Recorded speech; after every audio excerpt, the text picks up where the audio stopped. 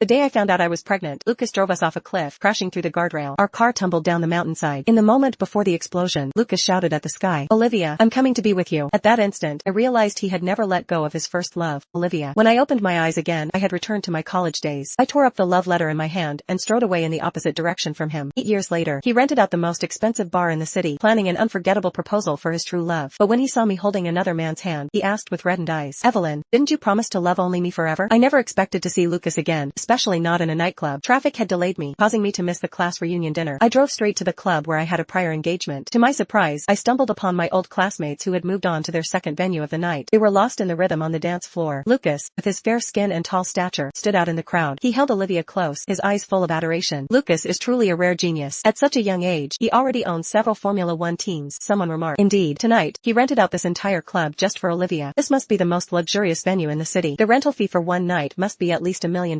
Well, you can't put a price on a beautiful woman's smile. As the music stopped, Olivia stood there, flushed and slightly out of breath. Suddenly, the big screen lit up, playing a montage of Lucas and Olivia's romantic moments. The crowd started to cheer as Olivia was ushered onto the stage. Lucas, holding a bouquet of roses, got down on one knee before her. "Olivia, will you marry me?" His voice was as soft as a gentle stream, almost overflowing with emotion. Someone in the crowd asked, "When did Lucas break up with Evelyn?" The question, neither too loud nor too soft, reached everyone's ears. Hearing my name, Lucas's expression darkened, his smile fading. Olivia's face froze for a moment before she quickly recovered, accepting the flowers from Lucas with a polite smile. Lucas has always been popular with women, but who hasn't made mistakes when they were young? The important thing is that it all worked out in the end. The crowd laughed, continuing to compliment the couple on how well matched they were. I stood in the corner, watching their intertwined fingers. Was I the mistake she referred to? But she didn't know that in my previous life, it was Lucas who had pursued me. He had fallen for me at first sight, launching an intense pursuit. Who could resist a handsome, tall, intelligent man who loved you to the point of obsession? So I agreed. On the day we became official, Lucas cupped my face, hesitating to kiss me. "Evelyn, am I dreaming?" he had said. "If I kiss you, will I wake up?" I laughed, brushing his beautiful eyes before standing on tiptoe to kiss him. That night, he promised me, "Evelyn, I'll be good to you for the rest of my life." I believed him, but he lied. I took a deep breath and headed towards the elevator through the dim light. A sharp-eyed former classmate spotted me and exclaimed, "Evelyn, what are you doing here? What happened to you? You look so disheveled. Don't tell me you're still unemployed. Since Lucas is here, why don't you ask him to help you find a job that pays at least $5,000 a month, for old time's sake?" Their mockery was undisguised. I didn't care, just smiling politely as I poured myself a glass of ice water. From the moment I entered, Lucas's gaze had been fixed on me, never wavering. Seeing me take a free glass of ice water, he seemed to relax a bit and said casually, "Order whatever you want. I'm covering all the expenses tonight." I replied, "Thank you, but that won't be necessary." My tone was polite but carried an unmistakable distance. Lucas's attempt to approach me halted. Half his face was hidden in the shadows, making his expression unreadable. After a long moment, he let out a bitter laugh. "Evelyn, after all these years, you're still so prideful." Olivia's gaze was filled with wariness. She intertwined her fingers with Lucas's, eyeing me with a look of ownership and contempt. "Evelyn, I don't mean to be rude, but as a woman, you should at least make an effort with your appearance when you go out. Look at your mismatched clothes and messy hair. How do you expect any man to want to marry you like this? I have plenty of clothes at home that I don't wear anymore. If you don't mind, you can have them. After all, Lucas buys me so many that I can't even fit them all in 2 walk-in closets." The crowd burst into laughter. I turned to look at my reflection in the glass. After 2 days of non-stop work on set, I was exhausted and hadn't bothered with my appearance. Standing next to the impeccably groomed Olivia, I did look rather unkempt in comparison. "No, thank you," I said, waving her off as I helped myself to some chilled fruit from the bar. I was too hungry to care about my table manners. Lucas suddenly walked towards me and held out his phone. I looked up at him, confused. "Give me your account number. I'll transfer you $300,000, he said. "Your current situation is ultimately because of me, but we're in the past now. Don't be so stubborn. Stop waiting for me and move on with your life." Lucas's phone wallpaper was a picture of Olivia holding a large bouquet of flowers. Looking at her carefree smile, I felt a bit dazed. In my previous life, let alone being his wallpaper, there wasn't a single trace of me on Lucas's phone. He didn't even save my number because he never needed to contact me. Whether in life or work, I always arranged everything for him in advance. It turns out that love and indifference are indeed very obvious. We started dating in college and got married right after graduation. He dreamed of becoming a race car driver, while I wanted to study film directing. 2 completely different dreams that would never intersect. Seeing his dejected eyes, I gave in. I gave up the opportunity to study abroad without hesitation, following him around with heavy toolboxes day after day. He didn't have professional equipment, so I would ride my bicycle around the city at night delivering food, saving money to buy him the most expensive and best racing suits. He didn't have a maintenance team, so I taught myself car repair techniques, taking on the work of an entire team for him alone. But he still lost. His second-hand race car, bought at a low price, could never outrun others' latest models. Despite my tireless efforts to comfort him in his depression, he pushed me away harshly, his eyes filled with a disgust I had never seen before. "I'm sick of this boring life with you. If I had chosen Olivia back then, I wouldn't be living like this now. Those words shattered all my hopes for the future. I didn't even have time to look back at the road we had traveled before we both died in that cliff accident. I wanted to beg him to save our child, but the words were swallowed by the flames before they could leave my mouth. Since fate had given us a chance to start over, we both chose to pursue the lives we wanted. There was no need for any further contact between us. I pushed the phone back to him. There's no relationship between us. This isn't necessary. Lucas frowned, his voice trembling slightly, though he didn't seem to notice it himself. No relationship? What do you mean? Am I just a stranger to you now? I looked up, meeting his gaze steadily. Aren't we? Our lives have no intersection. Whether I dress well or poorly, whether I live comfortably or not, what does it have to do with you? If you have too much money to spend, you might consider helping those in need. Perhaps feeling that I had embarrassed him in front of everyone, Lucas's expression turned impatient. He coldly rebuked me. Evelyn, stop pretending. Didn't you show up here just to get my attention? Seeing this, Olivia gently comforted him. Lucas, don't say that about Evelyn. It's too harsh. Turning to me, the contempt in her eyes was barely concealed, though her tone remained gentle as ever. Evelyn, don't mind Lucas. He's just concerned about an old classmate. How about this? I opened a private clinic on South Street. We need a receptionist there, with a salary of $7,000 plus room and board. If you're interested, you can work there. Someone nearby exclaimed. South Street is prime real estate. To have a clinic there, Olivia must really be something. Evelyn, you've struck gold. Quick, thank Olivia. I rolled my eyes, calmly eating my fruit and refusing their offer once again. No need. I'm very happy with my current job. Seeing that I didn't appreciate their gesture, those trying to curry favor with Lucas immediately stood up to criticize me for being ungrateful. Evelyn, I think poverty has made you crazy. Lucas and Olivia are trying to help you, and not only are you not grateful, but you're acting all high and mighty. We're all old classmates. Everyone knows what you're worth. Don't miss this opportunity for the sake of your worthless pride. After he finished speaking, Olivia pretended to stop him. Please don't say that about Evelyn. Maybe she really likes her current life. As she spoke, her eyes welled up with tears, as if she had been bullied. Seeing the tears in Olivia's eyes, Lucas pulled her into his arms, comforting her softly. Olivia, you're just too kind. He turned to me and said, Evelyn, I didn't expect you to still be so selfish and hypocritical. You really are beyond help. You only deserve the worst life has to offer. I was curious why Lucas would say such things about me. In both my previous life and this one, I had never done anything to hurt him. Why, after all these years, was he still speaking to me so harshly? I didn't want to engage with them any further and stood up to go to the private room upstairs. However, a former male classmate blocked my way. He held a drink and leered at me as he approached. Evelyn, I always hated that high and mighty act of yours. Never thought I'd see you like this. How about you drink with me? $500 per glass. What do you say? If you let me hold your hand, I might even pay extra. I looked closely and barely recognized him as the guy who had confessed to me at the graduation ceremony. I think his name was Jack. At the time, I was focused on securing a spot for further studies abroad, so I had flatly rejected his advances. I didn't expect him to hold a grudge for so long. Everyone was laughing, and no one came to my aid. I frowned. It wasn't my intention to join their gathering. If I hadn't had a prior appointment, I would have left long ago. The security guards were nowhere to be seen. As I was about to push him away, Lucas, who had been quietly watching everything, suddenly threw his glass violently at Jack. His tone was ice cold. Stay away from her. Jack, now drenched in alcohol, was about to lash out but stopped when he realized it was Lucas. He could only turn back and glare at me viciously. The glass shattered on the floor. Olivia's schadenfreude smile instantly vanished as she looked at Lucas in disbelief. Lucas, what are you doing? Lucas didn't even glance at her, his eyes fixed on me. This is my event tonight. I don't want any accidents happening here. I took 2 steps back, wiping the alcohol off my pants. The security here is really poor. Olivia looked at me, her eyes almost shooting fire. You're complaining now? Do you know where you are? This is the property of Adrian, the movie star. If it weren't for Lucas, someone like you wouldn't be able to set foot in here in a lifetime. At the mention of Adrian, several female classmates suddenly became excited. Is that the Adrian who's won all those awards at such a young age and has been on the city's richest list for 5 consecutive years? I heard he already has a child, but his wife has never been seen in public. Just then, the main door was suddenly pushed open. A little girl, surrounded by a group of bodyguards, entered the hall. The girl looked around curiously. A butler in a suit followed closely behind her, cautiously saying, Miss, please walk slowly. Be careful not to bump into anything. The old classmates became excited instantly. Someone who can freely enter a private event and is called Miss must be the movie star's little princess. My goodness, she looks exactly like Adrian. I was about to step forward when the man who had been splashed with alcohol by Lucas earlier blocked my path again. He didn't dare confront Lucas, so he took out his frustration on me. Evelyn, if it weren't for Lucas, how could someone like you even get to see the movie star's daughter? I suggest you kneel down and apologize to me right now. If I'm in a good mood, I might even marry you. A good man like me with a stable monthly income of $5,000 is hard to come by. I advise you to be sensible. I ignored him and watched as the movie star's daughter was surrounded by people. They bombarded her with questions, and some had already taken out their phones to take pictures. Olivia's face no longer showed the arrogance from earlier. Instead, she wore a fawning smile. Little sister, is your daddy Adrian? After getting confirmation from the little girl, Olivia's smile became even more ingratiating. What are you doing here? Would you like some fruit? Let sister get it for you. As she spoke, she reached out to touch the girl's face. The little girl pushed Olivia's hand away and walked straight towards me. Under everyone's gaze, she threw herself into my arms, sweetly calling out, Mommy.